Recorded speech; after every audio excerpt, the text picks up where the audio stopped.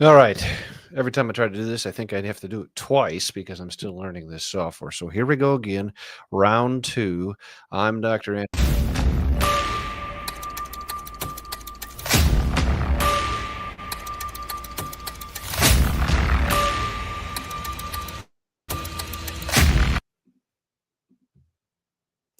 And this is another installment of Why Don't Politicians Have Any Integrity? Or why can't they answer a question, I should say. And I want to make this quick. I've got it queued up like a professional might.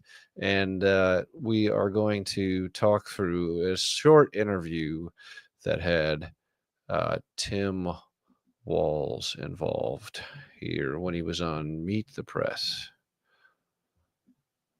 Okay. Actually, I want to try that again. You know what it is about this is I just am not technologically advanced. All right, here we go. Share screen, share screen. Okay, the audio is on. That's why I wanted to make sure.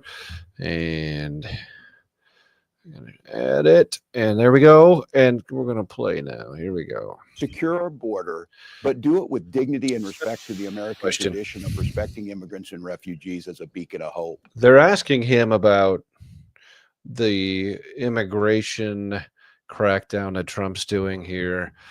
He stopped immigration from several different places, if not all of them, for the time being, because he said we have too many immigrants right now, essentially. Well, speaking of the Somali community, President Trump is targeting them and your state in part. He's citing fraud as the reason for his crackdown. Dozens of people of East African descent have been charged, convicted, and sentenced for stealing more than $1 billion in taxpayer money from government programs during COVID. As you know, Governor, that is more than Minnesota spends each year to run its Department of Corrections. So I want to give you a chance to respond to this. Do you take responsibility for failing to stop this fraud in your state? Okay, so if you don't know the story, there were apparently billions of dollars stolen by Somalian groups. There were other groups involved too. Apparently, it wasn't just them, and there were some in DHS that said people were stealing out of the cookie jar, and they just kept refilling it like there was no problem. And so there are claims that it went all the way to the top. And so Tim Walz is the top of Minnesota, being the governor, and I think he's running again. At least that's what I recall. And a normal person would answer this question as, yeah, we should have caught that sooner. It was really bad that we wasted all these taxpayer dollars. We have prosecuted several of those groups, and we are taking care of it. But I do take responsibility because I'm a leader and the buck stops with me, and all that kind of stuff that politicians and leaders say. And here's his response. But look at his confused look on his face. I want to point that out here. One moment when they go to him. Look at that. Like his eyes were shifting. He can't believe he just got asked that question, is what I would wager. Well, certainly I take responsibility for putting people in jail. Governors don't get to just talk theoretically. The only thing he takes responsibility for is putting people in jail. But I didn't think governors were prosecutors, nor did I think they were judges, nor did I think they were juries, nor did I think they were police officers. I thought they were the executive of their particular state. What is he talking about? He put them in jail.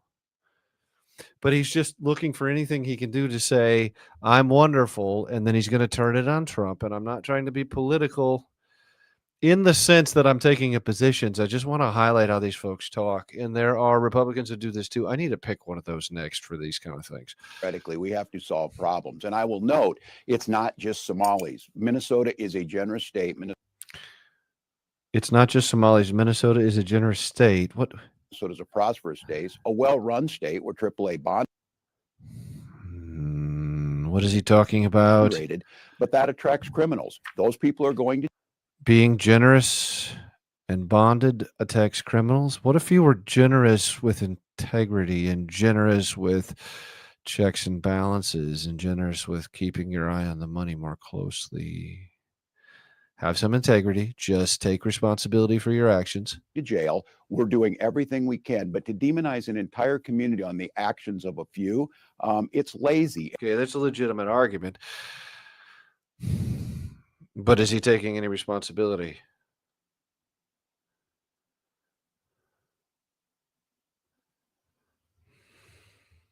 I just don't And as understand. you heard Senator Kelly say, this president has cut a lot of inspector generals. He's cut programs that He's quoting the person that just, okay, I don't want to get into could that. help us tackle this on. So we'll take it on. We'll put folks in jail. I don't care what your nationality is. I don't care what your religion is, your color. If you're committing crimes, these are programs that were meant to serve students with autism, to housing, and to making sure people. Okay, that's great. But the money went, in the billions, went to people who were not in need of that particular money.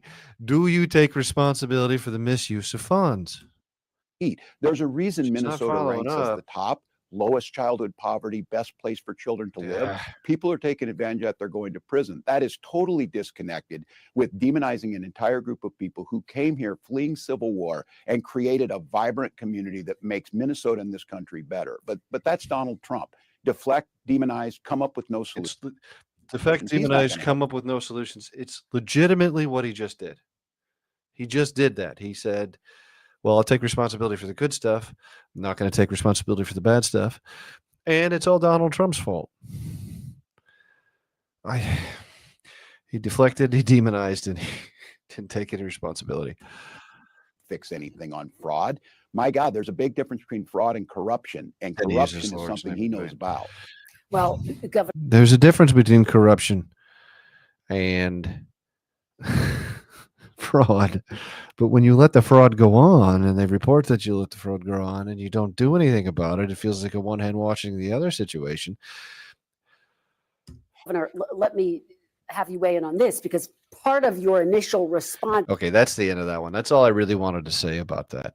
It's one of those things where it's just like, for the love of Pete, brother, just take responsibility and move on. You'll be further along and more people will like you and admire you because you'll have integrity and they just will not do it. They want power. They want status. They want control. And you see this in leadership, in businesses, nonprofits. You see it in businesses that are for profits. You see it in churches and ministries when people get their ideals, when they get their purpose, when they get their motivation out of whack, they do